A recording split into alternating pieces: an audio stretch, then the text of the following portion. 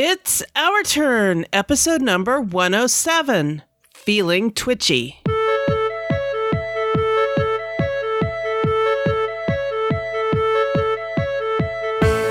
In this episode, I welcome Jordan Marshall to the co-host seat, and we talk about playing Dungeons & Dragons on Twitch. And then I interview Debra Hoenig Parizek about her role-playing game system, Everyverse RPG.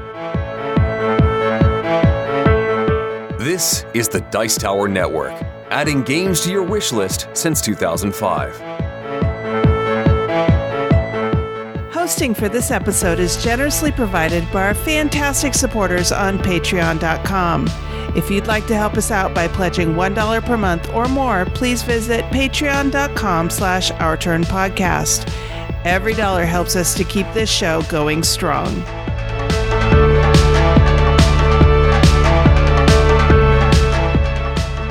Hi, and welcome back to Our Turn. I'm Cathy Ford, and today I am pleased to welcome Jordan Marshall to the guest host seat. Jordan, Can you reintroduce yourself to the audience and tell us a little about yourself? Of course. I am Jordan Marshall, and I mostly play a lot of D&D. I play D&D on Twitch, and I'm very active on Twitter. I mostly just tweet about D&D stuff. If you're interested in that, I'm at DM of Chaos C. And on Twitch, we are the Chaos Conductors. But what's going on with you? Oh, all kinds of stuff. But let's just stick to gaming right now. So we usually start the show off by talking about what we've played recently. So what have you gotten to the table besides D&D? So, not that there's anything wrong with talking about D&D. Not that there's anything wrong. That's for later. Yes, definitely. So I picked up Dice Throne Season 2. I know that there was a Season 1, a Kickstarter for it at some point, but I got in on the Kickstarter for Season 2, and I've just been playing that a lot recently. Is this a legacy game? I haven't heard of it. I'm not sure. I hadn't heard of it either until I picked it up and it arrived in the mail. Oh, okay. So tell us about it. Okay, so in this game, you basically pick one of about 8 heroes. At least in the pack that I bought, it came with eight heroes. So you have 8 heroes, and each of them has a deck. They have their own deck. They have their own set of dice and like a mat that you pull out for that character. And each turn, you're basically using the cards in your hand to try and upgrade your abilities. And then the main part of the game, though, is the rolling of dice. Based on the dice that you roll, one of your abilities that's on your sheet, on your mat, will activate. And you're trying to effectively bring your opponent or opponents' HP down to 0 before yours is. Okay. And what do you think of it? I love it. It is so good, Cathy. Like there is a lot of, strategic elements, but at the end of the day, it's, how well are you rolling? Okay. So it's a lot of luck. It is. Yes, there are a lot of cards in the game that you can use to alter certain things. Like, for instance, there's a card that allows you to change the face of one of your dice, which is very helpful. Mm-hmm. So there is a lot of strategy. It's not like too luck-based, but the fact that each game can be very different and kind of go your way or not, depending on what you roll, is I like it a lot. And what kind of dice does it use? It is, I think, six-sided dice. Might be 5. Okay. D6s. Okay. Yeah. That's cool. This is one I hadn't heard of, and when you put it on here, I was like, oh, interesting. And much less that there's a season 2. Do you know if season 1 includes different characters? Season 1 does include different characters. I actually might have to look those up. Thank you for reminding me, actually. Okay. Yeah. I would I like it so much that I would be willing to try and go scour the internet and find the season 1 characters. Hopefully they can be played together. I have been actually seeing an ad on BGG for a store that carries Kickstarter games. Ooh. And I don't remember the name of it, but I'm sure if you go onto BGG and just poke around, you can probably find it. It's one of the banner ads across the top, and I was like, oh, that's interesting. So, I can't remember the name of it right now. I'd be pretty interested in checking out a store like that. I love the kind of things that people just create and put on Kickstarter. I am too, which is why I haven't clicked on the link yet.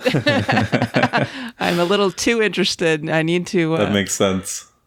Not go and spend my money before I go through my shelf of unplayed games, which is one of my goals for this year, is to get about 25 to 50% of it played. So it's like for the sake of your wallet, do not click that link. Exactly. But it looks interesting. It's an interesting concept, having a store that just does Kickstarter games. So that's interesting. I'm going to have to look at that eventually. Yes. All right. So you really are enjoying this one. I'm really enjoying it. All right. And that's Dice Throne. Dice Throne.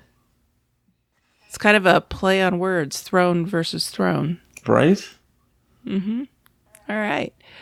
I got to play a game, a new to me game over the weekend called Ethnos. Have you ever played this one? I haven't. Please. Okay. So this is a fantasy-based game. It comes with a very small board that has a very, small continent on it that's divided into, I want to say 6 or 7, maybe 8 regions. And their borders are color-coded. So one border's pink and one border's brown and one border's green, etc., blue. And you all start out with a card. And these cards have fantasy characters on them, like halflings and wizards and minotaurs and these winged creatures I can't remember the name of off the top of my head. And they each have different powers. And the halflings are sort of like the deck filler. There's the most... of all the cards, there are more halflings than anything else. Gotcha. And your goal is to try to gain control of as many territories as you can on the continent of Ethnos. And the one thing that the halflings, their player power is, don't place any control markers on the board. So you use them to fill things, but you don't want them to, when you play a set, you don't want them to be the leader, because their player power doesn't allow you to put anything on the board. Gotcha. The wizard's player power not only allows you to put a control marker on the board, but you also get to draw this number of cards equivalent to the number you just laid down. So it's a way of getting more cards. So is it like a deck builder? It's more like hand management. I asked Jerry, hi Jerry, if he would call this a deck builder, and he goes, no, not really. And one of the reasons why it's not, because when you lay down a set, you have to discard everything else into an open pile or an open area that other people can draw from. Gotcha. Yeah, because you're not keeping all that. Right. So, you can have 10 cards in your hand and you lay down 3. Well, you have to discard the other 7. I see. And, you're as free as everybody else to go and pick up, a card. Each hand, you get one more card. You can either pick it up from the open area where people have been discarding cards, or you can draw it off the pile and take your chances. But at the end of the game, at the end of the round, you have to discard everything that's in your hand. And neat way to end the round is there are 3 dragon cards shuffled into the lower half of the deck. Ooh. And when the 3rd dragon comes out, that's immediately ends the round, and everybody discards everything that's in their hand. And then you go through and you score based on the number of cards you've put down and based on the control, how many territories you control. Gotcha. And then I believe you play again. So the halfling, would that kind of... Oh, and there's 3 ages. Yeah, you play three different rounds. I'm sorry, go ahead. Would the halfling kind of end that turn for you? Because you can't really put anything else down after that? Or am I misunderstanding? No, you can include the halfling. So the cards come in different colors as well that match the borders. And you can play the halflings in with a leader of the same color. So, some halflings are orange and some are pink and some are blue and some are brown, whatever. So say like you have a wizard and 3 halflings. You make the wizard the leader and you can put it down and take control of the pink territory. You just don't want the halflings to be the leader. You want a wizard to be the leader. Gotcha. And like I said, each of the cards has their own player powers. The other thing that you can do is you can play a set of all of the same creature. So you can play 4 wizards, or you can play, 4 minotaurs. But you have to pick one to put on top. They can be of different colors, but you have to put one on top, and then that's the area that you add your control marker to. Interesting.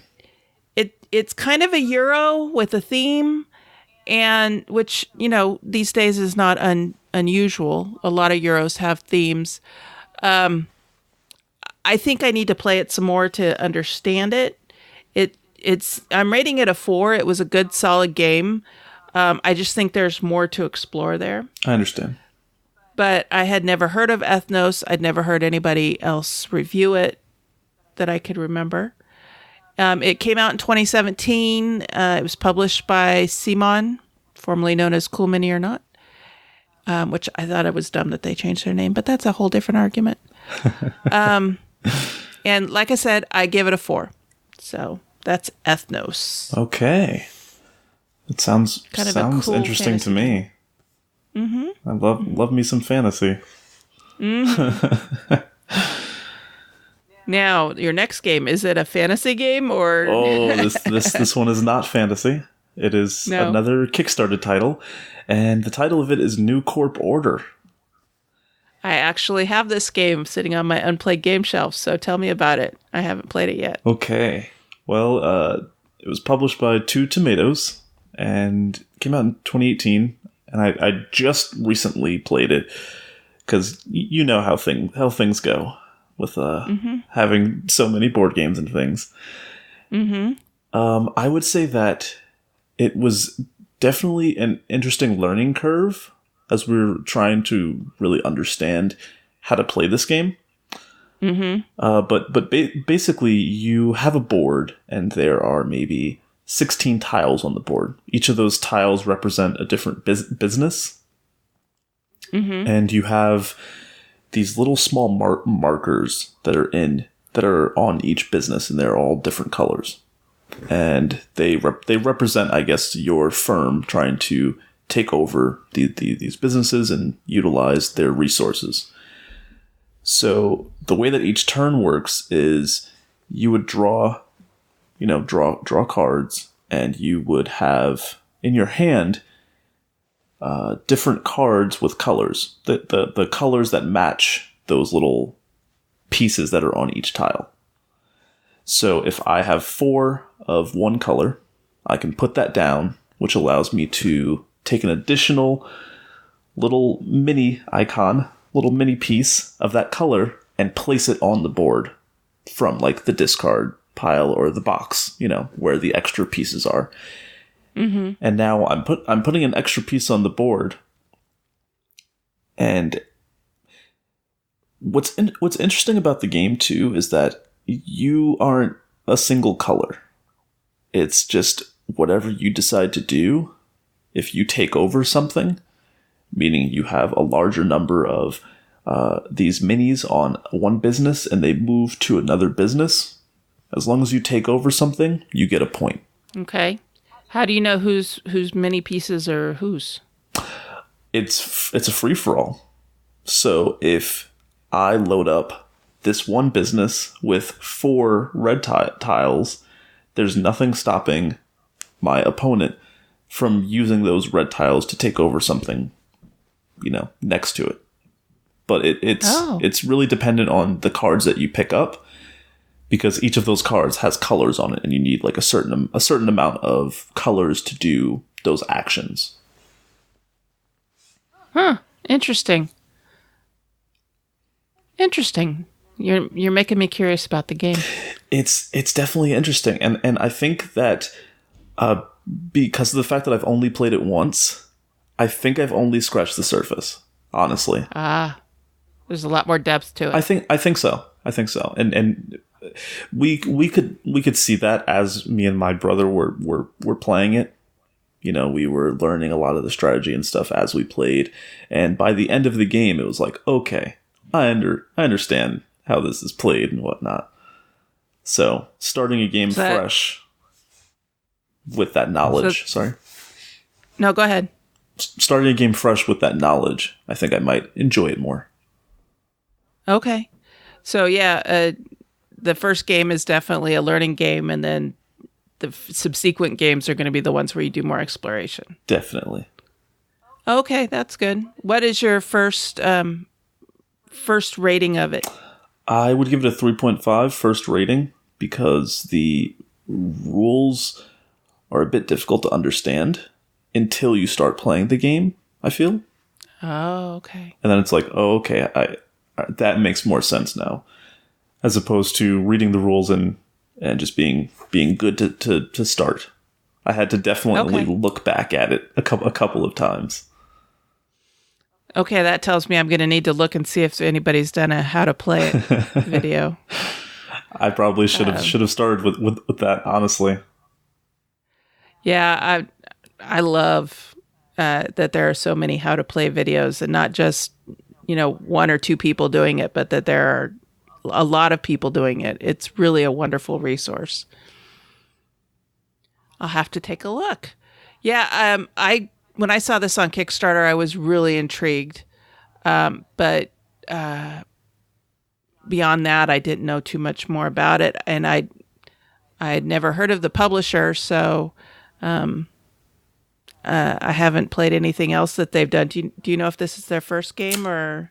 I don't know. I don't know at all. Okay. I mean, much like yourself, I just saw it and I was like, oh, okay, business manipulation. I'm in. This looks good to me. In fact, I think it might have been one of those doggone Kickstarter ads on Board Game Geek that got me. Those ads. I know it. I spend too much time on Board Game Geek sometimes. All right. So 3.5 for New Corp Order. 3.5. All right. Well, I'm definitely, it's definitely risen up on my list of games to check out and try. Yeah, when you give it a try, I'd like to know of your feedback on it. Definitely. All right. My last game that I'm going to talk about is actually an older game. I think it's good to get back to some of the older games that, have been on your shelf for a while that you don't always pull out. And this weekend, I got to sit down and play Quirkle. Have you ever played Quirkle? Not only have I not played it, I've never even heard of it.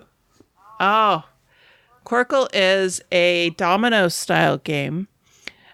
Each of the little domino tiles has a colored shape on it. And there are 6 different shapes and 6 different colors. And all of the shapes come in all of the colors. And so what you're trying to do is you can put down as many tiles as you want, and you score points for each of the tiles that you put down. But what you're trying to ultimately do is create a Quirkle, which is a row of either 6 different shapes without repeating any, or 6 different colors with the same shape. So, for example, you could have 6 circles in all 6 colors. Or you can have different colored shapes and not repeat a color. I'm sorry, not repeat a shape. And it's a simple domino style game. It's kind of fun to just sit down. You draw the dominoes out of the bag to replace the ones that you place on the table. You're building off of what other people have already placed on the table. A Quirkle is worth 12 points instead of 1 point per tile, which is what you get when you place others. I use a scorekeeping app on my phone to track the scoring. You score as you go. So when you put down, say like there's 2 tiles down and you add 2 more to that row, you actually score 4 points. Gotcha. And if the tiles you add also butt up against another row where you're actually adding to 2 rows, you count, the first 4 points, and then you count that tile that's a part of another one, you count it again, and then you count the second row. So you can actually rack up a good number of points. Get some combos going. Exactly. This is a fun game to play with non-gamers.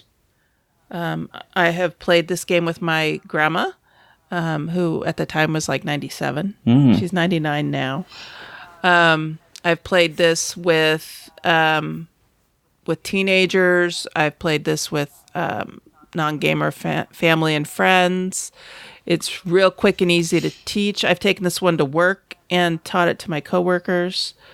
It's a lot of fun. I enjoy it. It's one of those games that I think everybody should have in their collection. So I rate it a 5. Ooh, a 5.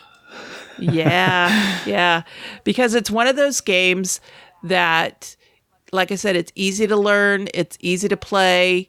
If you want to just sit down and just play a game that isn't going to take 2 hours to play, or, if you have people in your family or friends or whatever that don't want to play a 2.5 hour game or, something like that, then you pull out Quirkle and you play a game. It lasts about 45 minutes.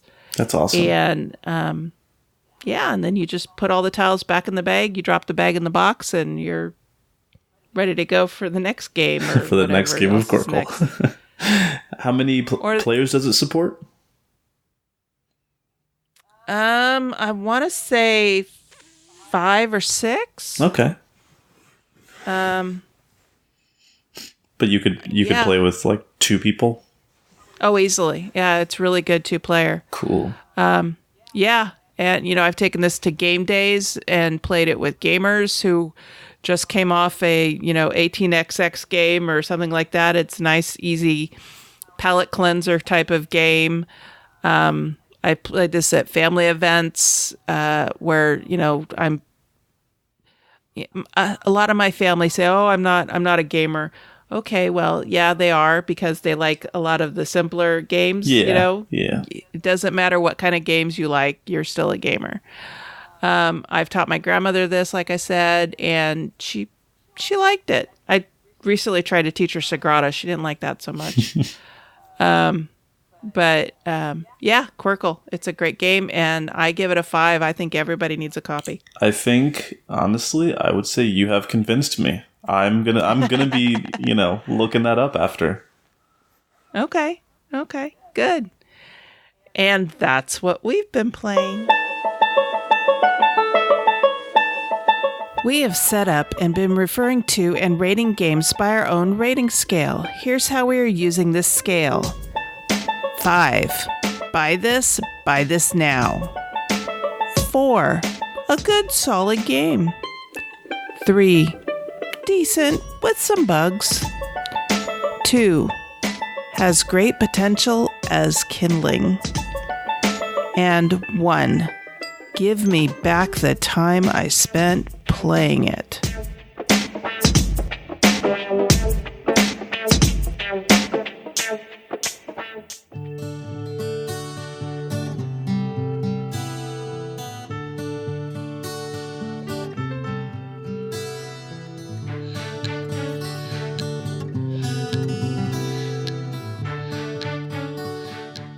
Today for the interview, I am joined by Debra Hoenig Parizek of Pardon Us Gaming, and she is the publisher of Everyverse RPG. Deborah, welcome to our turn.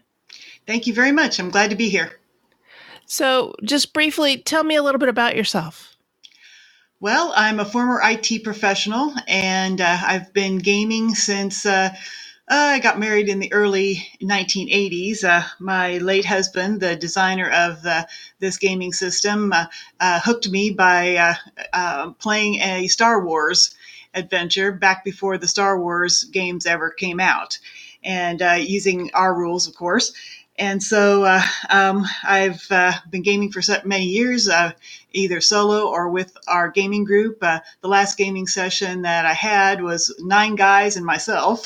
I've been there, done that. That was interesting. And so, like I said, I'm a former IT professional. I got laid off in the late 2014. And about 6 months into my layoff, I did a little bit in network marketing. And suddenly I realized, oh my gosh, I have a product and I've learned how to do some marketing. And so thus I finally got to realize our dream of getting Den's work published. Nice. Now, you said your husband hooked you with a Star Wars game. You're a longtime sci-fi fan? Oh, yes, very much so. Especially after I got married with Dennis. He was a huge science fiction fan. I can't even tell you how many books that we had in our apartment. He lined a closet wall with them. I know how that goes. Yeah, my husband and I are big science fiction fans as well.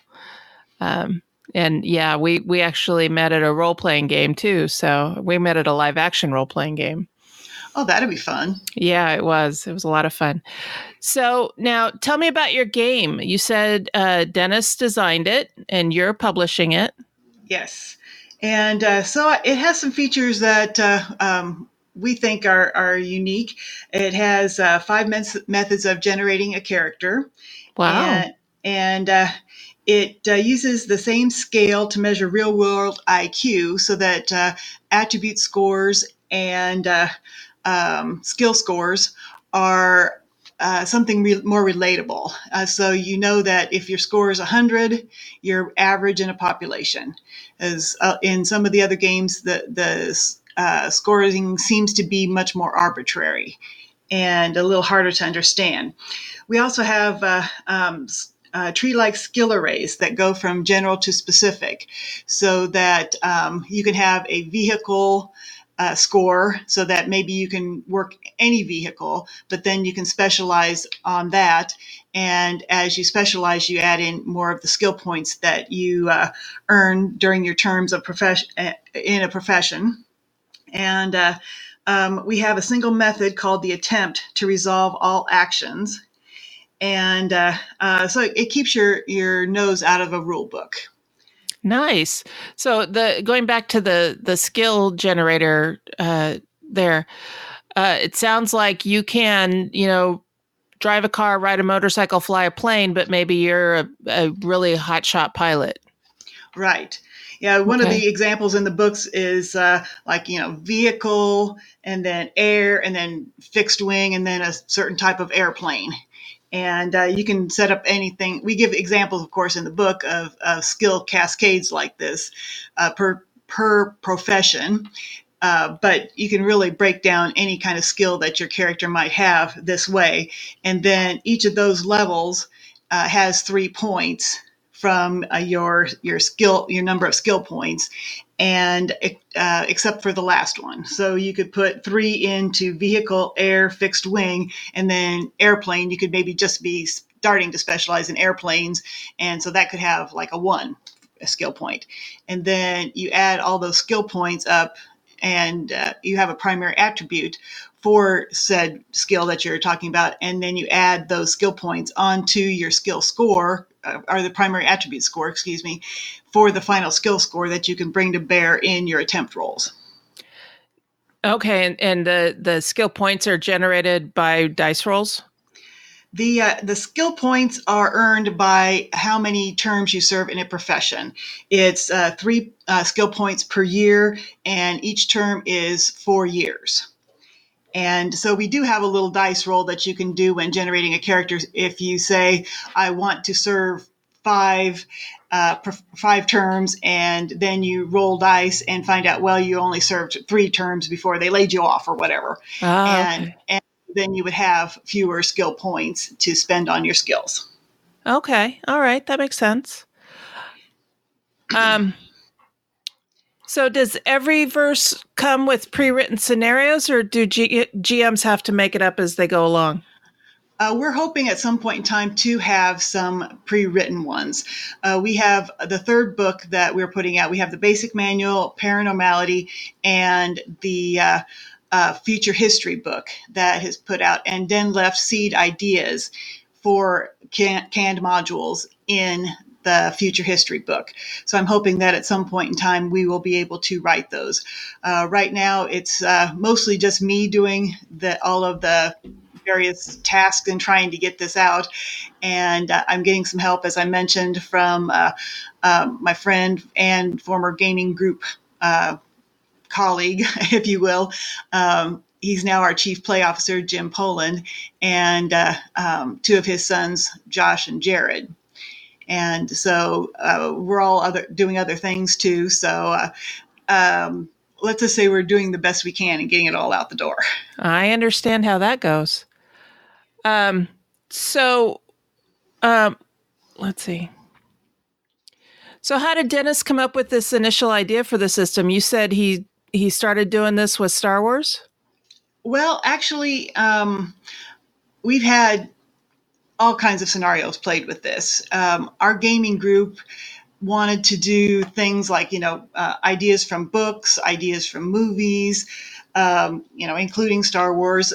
So we've played scenarios that, were Highlander, things that were Star Wars, and then just various things that came up out of his own imagination. That he always liked to talk about making big scenarios that were like peeling an onion with layer upon layer upon layer. We started out as simple spacers at one point in time and ended up as a guardians of good and evil. And I don't even remember all the details. I do have a gaming log here that he left, and so I should read back through that very long scenario. I mean, it was, I think I read something like 50 or more gaming sessions for that particular one. So it was a huge sprawling campaign and played over, I don't even know how many years. Loads of fun. But yes, we started off as those simple characters and ended up guardians of good and evil. Yeah, my current game master, Doc. Hi, Doc. He informed us at our last gaming session that we had now reached the end of phase 1. and that our next gaming session would be the beginning of phase 2. And because of what we had just gone through, we were free to change our race, class, gender, everything. But we couldn't touch our attribute skills. And we were like, okay. That's interesting. Yeah, well, we'd just gone through the equivalent of a magic nuclear bomb. Oh. And cool. Yeah. And so, yeah, my husband, who is also playing in the campaign, and I were really the only ones that made any major modifications to our characters. They're still the same personality. It's just all of a sudden they're different races. And so it's kind of fun to play it. We were looking at each other for the first time in the game and going, "Who are you? What happened to you?" So that was kind of fun. Oh, I love that. That sounds like loads of fun. Yeah, but when you said that Dennis designed his game to be kind of like peeling an onion, that reminded me of Doc's scenario. So now I assume that you went through playtesting with this quite a bit. How did you approach that? We play tested it for years. Most of the time, Dennis was also the game master, and so he would come up with whatever the scenario was, and we in the gaming group, it was 3 guys and myself, were the guinea pigs, as it were. And so he would give us the qualities for us to build our character on. And then if you had a copy of our character sheet, I would probably make more sense. But with the quality, that's the basic of the attribute scores that we have. And then there's a cascade below that. And so the first pair in that cascade after quality are mind and body. And so we would decide you could either take the quality score and plug that into both mind and body, or you could shift up to 10 points if you wanted to focus on one aspect or the other. And then those scores would carry on down through the cascade. And so he would give us the quality, and then off we would go after we build our skills, if we could. And then what we would do to resolve every action was that attempt score, where we would write out, or he would figure out what the action is, and then whatever skill or attribute that we would have that would be applicable, plus or minus modifiers. And we roll 4d10 and then look up the resulting 4-digit number in the SD table, and that would give us the score anywhere from 79 to 139. And if that result was less than or equal to the skill score that we had with all the modifiers applied, then that was a success. And if it was greater than, then that was a fail. Okay. Wow. Yeah, a lot of people look at the SD table and say, oh, no, I'm going to have to do math. But no, all you have to do is just either drop 4d10 in a row and say, okay, you get a 4312, and then you look that number 4312 up in the SD table, and you get a number, and that is your I your see. score Okay. for the action. All right. So tell me about your process of becoming a publisher. Oh my. Well, it's been a learning process, that's for sure. Like I was telling some other podcaster the other day, I didn't even know there were podcasts about gaming. When I started off with this, I remember telling said friend Jim that I wanted to do it. And he said, wow, you think there's even still a market after all these years? I guess there is. I am learning every day what is out there. It's just amazing. As I mentioned, though, before, it was about 6 months into my time after being laid off, and I suddenly realized I had a product. I had the time to devote to it. So thankfully, blessedly, before I got rid of some computers that Den had been using, I backed up all of his work.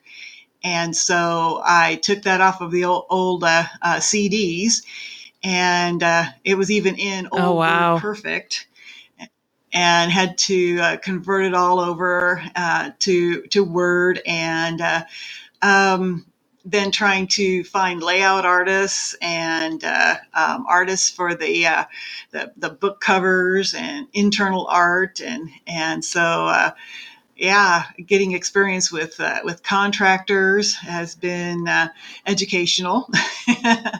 And it's really been a thrill, though, to have people give me the feedback, oh, this looks great, or oh, we really love it, and we're loving playing the game, and so forth. So I'm very glad to be able to do that. In fact, I'm really grateful to be able to send pictures from each of the events that I've done to my mother-in-law, so she knows that Dennis's work is out there and being enjoyed by people, and by people around the world.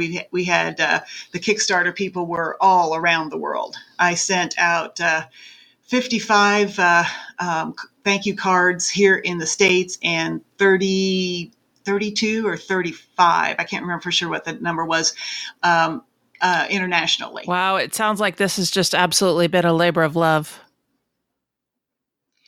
I would say so. I've always wanted to do it, and like I said, we wanted to do it before he passed, but we didn't either have the funds, and then we ran out of time, and so yes, it has been.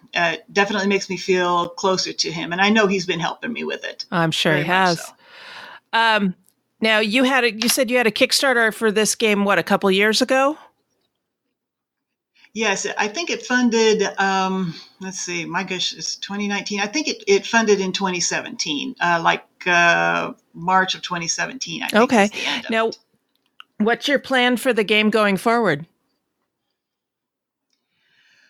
Oh, I tell people I want to take over the gaming world. Naturally.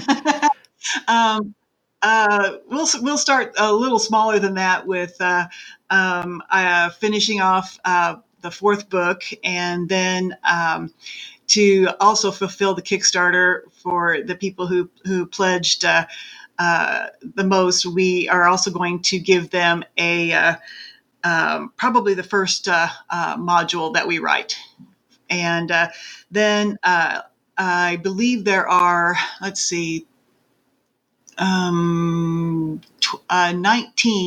seed ideas that Den left us in future history. So I'd like to see all of those come live and be developed. And then also a gentleman in Hawaii, Jeremy Wilson, has worked on a possible module for us to pick up as well. And then I have material left here that I didn't realize I had, so possibly developing a world book. And then wherever else it takes us, I'd like to see it go online at some point, other than just being able to play at Roll20 or some other online site. So you're writing these modules yourself? I mean, aside from the one from the gentleman in Hawaii, you're writing the rest of these yourself? No, I will be a contributor. At other developers. I'm sure that I'll be getting a lot of help from Jim and his sons, and perhaps a couple of other of our old gaming buddies, and pretty much anybody else who wants to contribute. Nice. So what's your next project focus? I mean, you just gave us a whole list of things that you're going to be working on. What's at the top of the list? The top of the list is finishing off the high-tech equipment book, which is the fourth of 4 books that Den left behind. We are currently updating I think all of the sections really need it, but we're currently working on a better way to do vehicles than just saying, here's a car and you pay X amount of dollars for it. I see. Since there are so many options on cars now.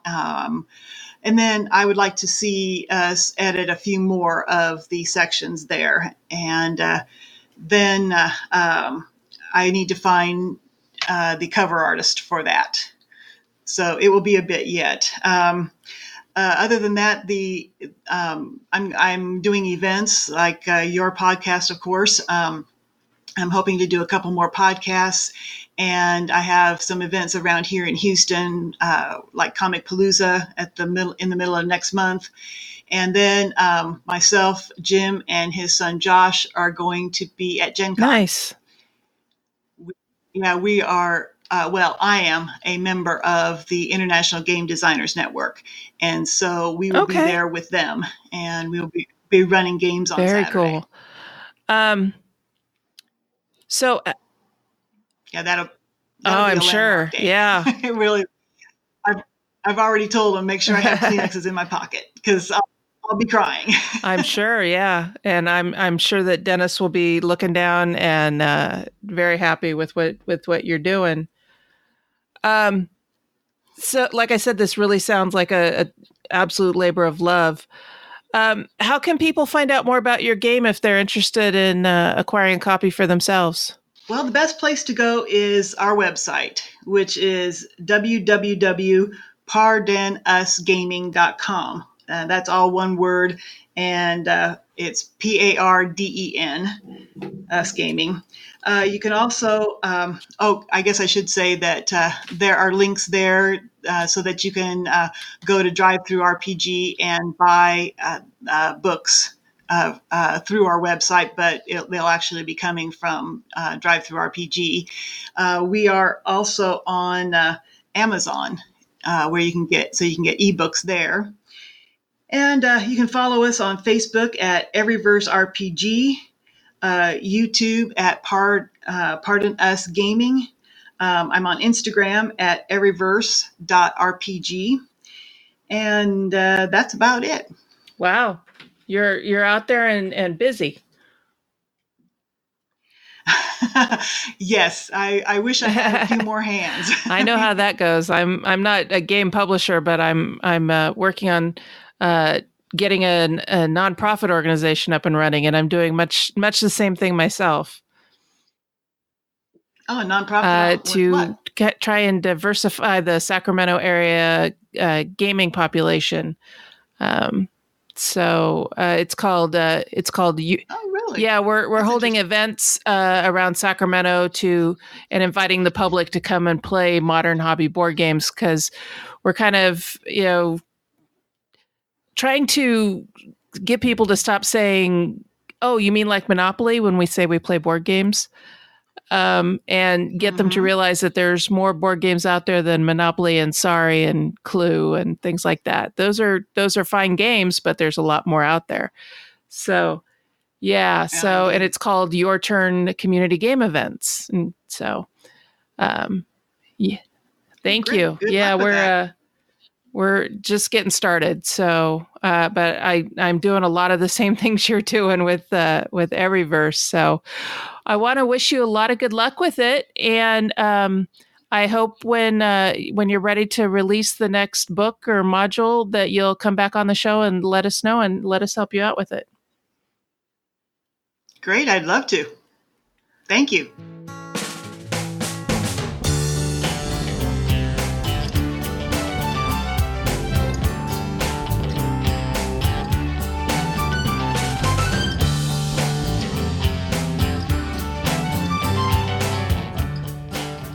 All right, for the hot topic today, we are talking about all things Twitch.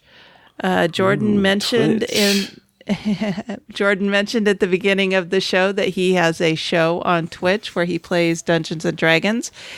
And Jordan, I know nothing about Twitch other than that it's a video channel or site where you can let people watch you play games or talk about games. I don't frequent it, probably just because I have never, until I met you, I've never known anybody. Oh, let me change that. I have watched Mandy Hutchinson's show on Twitch a time or two, but I mean, why would you choose Twitch over, say, YouTube or Vimeo or any of the others? So tell me why you picked Twitch, what you do on Twitch. Okay. So on Twitch, when people view you, they can hit that follow button, and every time you go live, they'll get an email with like, hey, this person that you followed, they are now live. Go and see what they're doing. In addition to that, they can subscribe to you, which is, I think, at the lowest tier, it's $4.99 a month.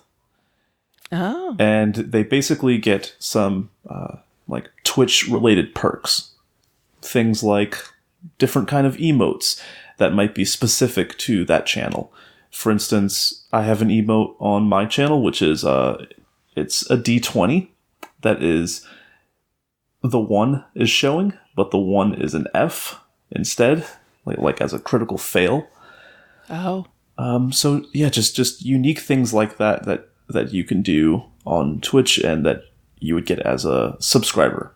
And that streamer would get part of that subscriber income that they would be doing like once a month. Okay. And do the little emotes, do they show up at some point during the video? They would be in the chat which is not a part of the video. Oh, okay. Yeah, but basically all of those viewers who are watching the stream together, they're, talking about the stream, they're reacting to the things that are happening, and depending on the kind of streamer that you're able to directly speak and engage with those viewers, which is something that you wouldn't be able to do if you were just recording yourself and kind of uploading that video somewhere. But if I want to, I would real time be able to look at a message in chat and say "Hey Cathy, that is a good question that you just had. I'm not going to talk about that," and then just keep going with my stream. But as someone who really didn't understand Twitch at all, I was like, why would you want to watch someone play video games when you could just play video games? Right. That's my question. Yeah. That's, I'm sorry. Well, and I was just thinking, if you're trying to DM a game, isn't it distracting to have people asking you questions about how you're DMing the game? Oh yeah. When it comes to D&D, I usually don't engage with people in chat. I'll usually look over from time to time to make sure that no one's saying, "Hey guys, we can't hear you. You're having some sound issues or something." I'll look over for that reason, but for the most part, I will usually only engage when there's some kind of notification that comes up. People can just donate money to you. They could just donate. That was a really good moment. Here's a donation. And that's outside. Oh, wow. That's outside of Twitch. However, using Streamlabs, you can make that donation appear, and it's this person just donated. Through Twitch, there's this thing called bits, which are basically it's a currency that you can use to cheer on a great moment. So if something cool happens, then they could say here's 100 bits, which is equivalent to $1, to cheer on that moment, and they would get it. Their notification would pop up on the video, on the video itself. Oh, okay. What made you decide to start streaming on Twitch, streaming D&D on Twitch? Well, we thought we have something special here. We're the kinds of stories and things that we come up with. We're we want to share this with the world. And we want to have other people involved in the story that we're making and kind of along for the ride. And a lot of times they can actually sometimes affect the things that happen. We have this option where if they make a donation of a certain amount, you can maybe give a player a free reroll on maybe something that might be, could be a pivotal moment in the story. So if somebody rolls a 2 and everybody goes, no, try it again. Then you as the DM will allow that to happen? If someone did it in time, most likely, due to the delay from us streaming, they most likely wouldn't be able to do it at that moment. But usually what our viewers will do is they'll donate and they'll say okay, I'm going to give this player a reroll, and that player can just hold on to it. Oh, okay. Yep. And then when that player does use the reroll, they're "Oh my God, this happened. Thank you so much, X person, whatever their username is, for the reroll." And then that person feels really special in chat, and okay. we all feel special together. Nice. Okay, I get it now. Yes. How do your players feel about being on the stream? Was this something that they were yeah, let's go ahead and do this, or were they a little shy about it or nervous about it at first? Let's see. When I first posed the idea to them and painted this picture of my vision of what it could be, I was surprisingly met with yeah, let's do this. We have something special here. I was okay, cool. I was expecting, I had a whole 10-page MLA format. I was gonna, read it out to you. And they were like, no, that's an awesome idea. We should definitely do it. And I would say that they were, nervous in the beginning because our first stream, we, told all of these people in our lives, and you also have random strangers who are just tuning in who know nothing about you, and it's I guess it can be a little nerve-wracking at first, but we had like 30-something people just watching us play Dungeons and Dragons on our first stream. So I set up rules for them as well. I was like, we cannot look at the chat. You can't look at the viewers. It's not about any of that. We're just going to play. Now, how do you deal with things like people checking their phones and stuff like that? Is that just a rule that you don't allow that, or? Oh, yeah. That's not something that happens. No. Unless it's like an emergency or something. If not, everyone has a tablet, which they have open to their character sheets. And we try and stay really immersed and engaged, because that's gonna produce the best story and the best like viewing experience. No one, absolutely, yeah. No one wants to hear like, "Hey, player, what do you think about this?" And they're like, "Oh, what? Oh, I'm sorry. Say that again." Like, no one wants to hear that. I know. I've played D&D or Pathfinder, where you're playing along, and all of a sudden goes, "Hey, check out this meme on Facebook," and you're like, "Why did you do that?" I was just into this. We were just interacting with this merchant or whatever we were doing, fighting a dragon, whatever, and all of a sudden they're bursting out with something on Facebook. It's a very important part to me, is the immersive factor. Mm-hmm. We don't talk about outside topics as a rule, like while we're playing. We don't have our phones open to other things. You are just in this experience. And at first, it was me coming across kind of hard. But after they did it for a while, like way before stream, when we were still just playing, when I set up all of these rules, it was like, come on, Jordan, what? And then they realized, like, oh, okay, we really got into that one. Like, the role-playing was really good. And it was like, yeah, because you weren't thinking about you as a person. You just put your character face on, and you were that character. And you were into it, you were engaged, and it was awesome. Now, is that a rule when you play board games as well? It is not. Board games are usually a lot more casual, but I would say if someone was proving that it needed to be, we would definitely call it out. Like, hey, come on, man, you've been missing your turn, or we have to keep explaining to you what's going on. Get off your phone. Yep. Okay. Wow. So why choose Twitch over something like YouTube? You can live stream on YouTube. You can live stream on Facebook. What was it that made you choose Twitch as the venue for this? So I think that Twitch has the biggest audience for this specific kind of presentation of gaming.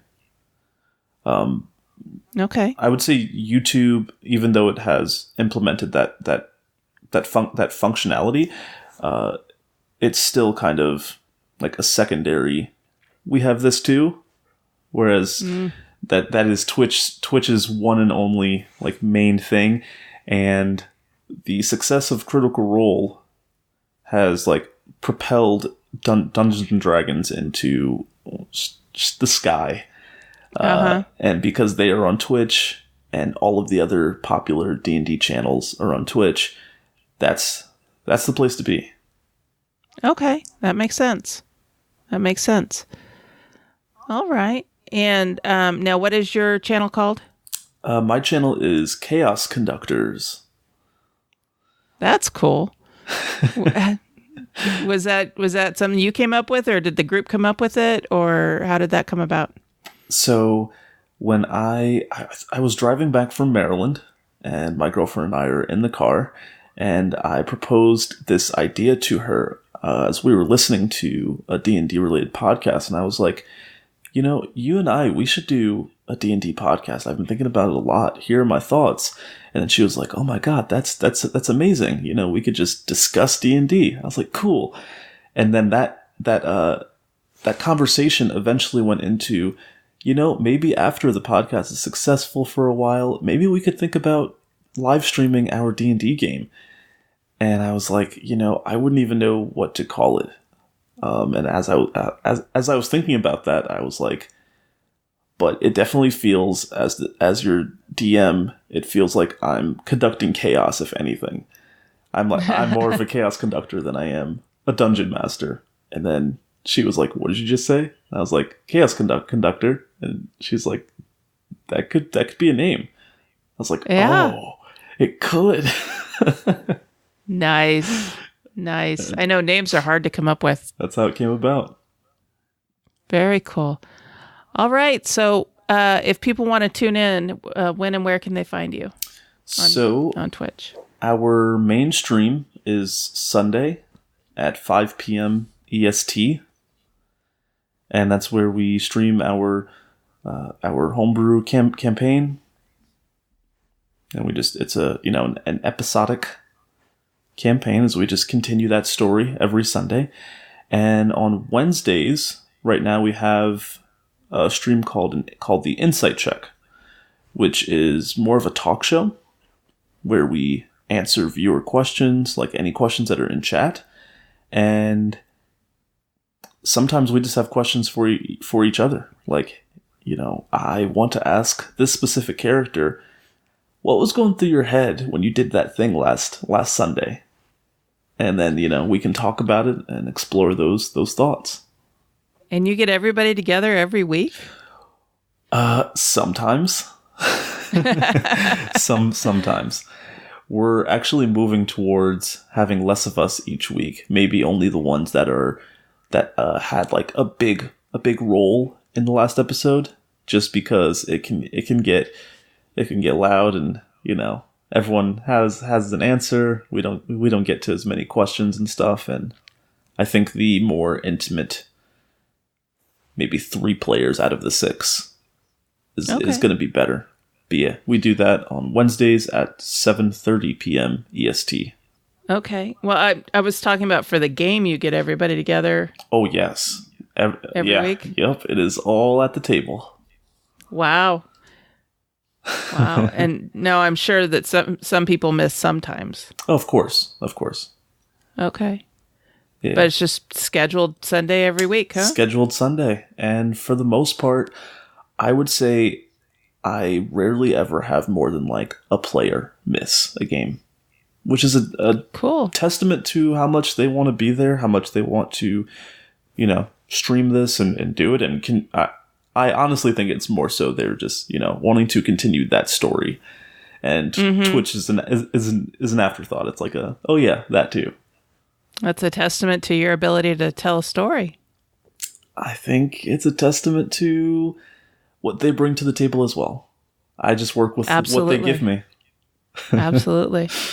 All right. So Twitch on Sundays at 5 Eastern and Wednesdays at 7:30 Eastern for the Insight Check. Yes. And they just search for your for the Chaos Conductors handle on Twitch, and they'll be able to find me. Find both shows that way? Yeah, because it's all from the same brand. Okay. Very cool. I will definitely have to check that out. Please. And if you are in for the Insight Check, you can ask us anything, any kind of D&D related question, or there was one time we got asked if you could be any piece in a cutlery set, what would you be? And my answer was spork, of course. But it was a really weird question that we just answered and had fun with. But yeah, we get, cool questions like that from time to time. Nice. All right. Well, good luck with your continued success on Chaos Conductors. And you also have a new show coming out, right? Podcast? It just came out. Oh, that's right. It just came out. And tell us the cool name. Okay, the cool name is Air D&D. I love it. Getting some D&D on the air. And we released that last Thursday. And it is that original podcast that I was just telling you about. It's crazy how that actually took a back seat to the second idea of, streaming on Twitch. Sure. But we did eventually get it out last Thursday, and we just discuss all things D&D. We just go into detail on what it means to be a player, what it means to be a DM, tips and tricks for DMs and players. We will talk about lore. We are going to also have a revolving door of guests to just talk about their experiences with D&D, maybe if they're experts at certain things. I want to have people on the show that aren't even D&D people. I want maybe someone who is a fantasy writer to tell me about how they describe scenes, because that's relevant for D&D, DMs and D&D players. Sure. And how often does the podcast come out? It is going to be weekly on Thursdays. Oh, wow. So you're busy. Indeed, I am.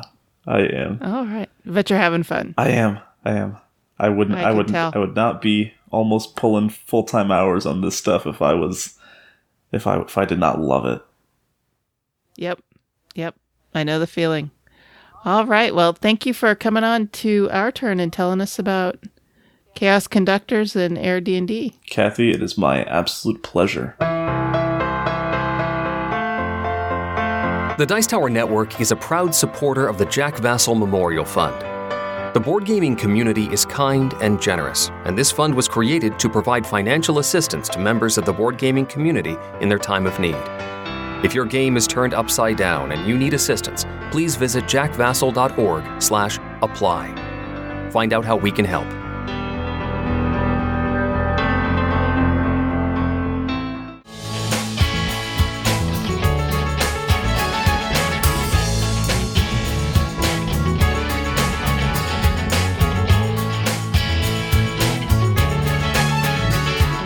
All right, so now we're getting to the point where we're wrapping things up and looking ahead.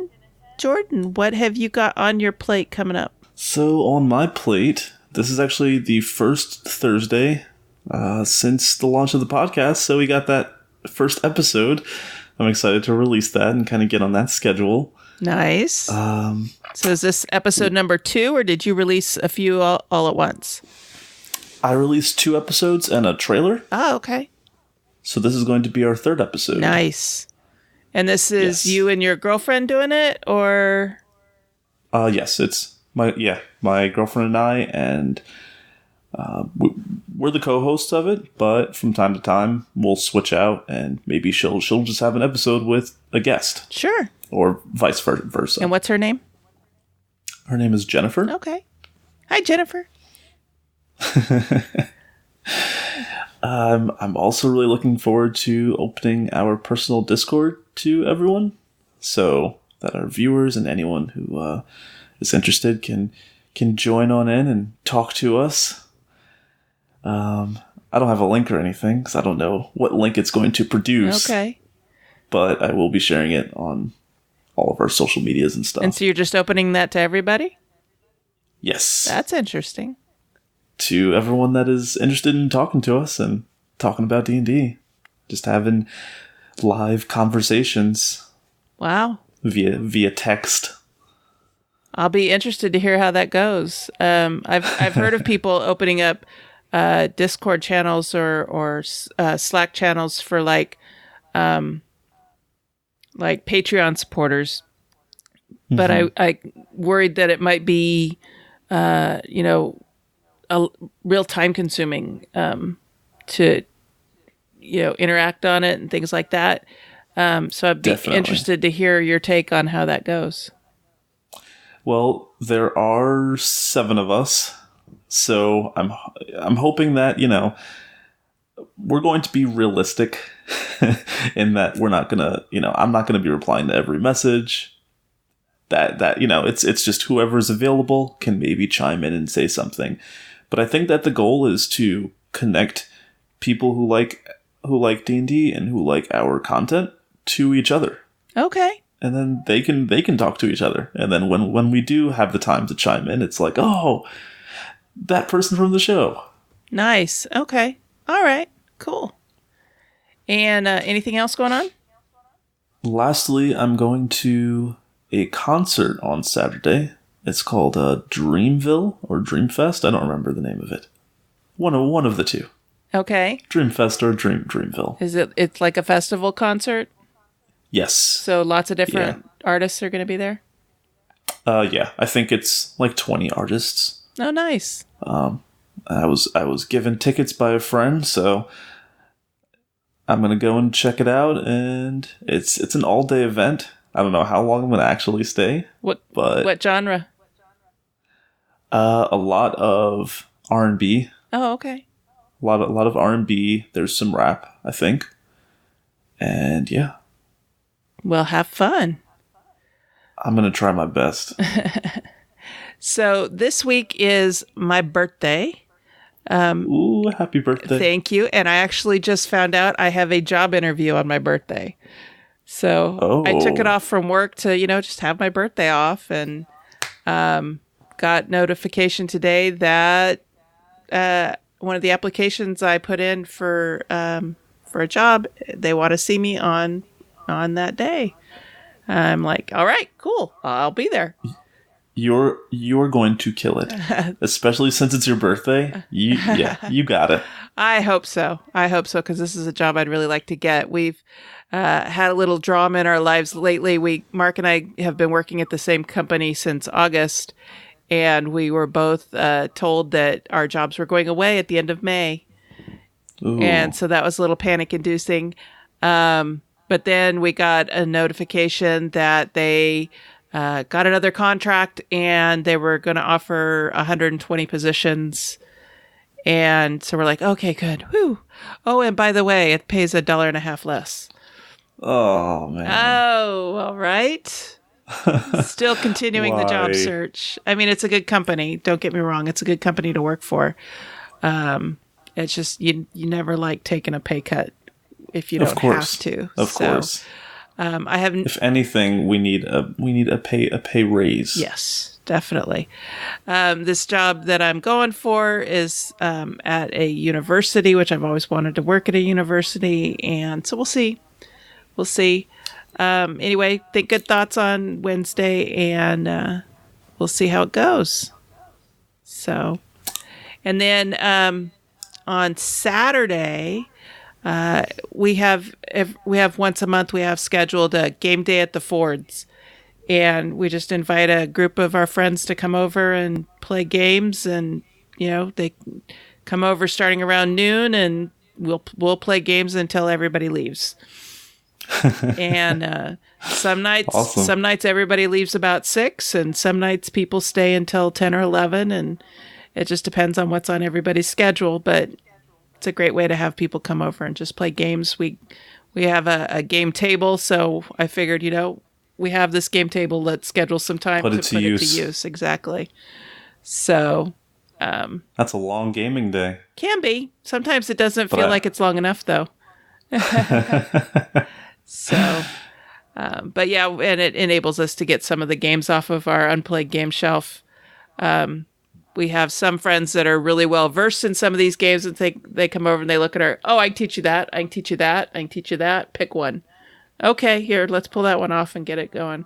I've gone through the shelf and made sure that majority of things are punched and ready to go and sorted and all of that. So just a matter of getting it to the table.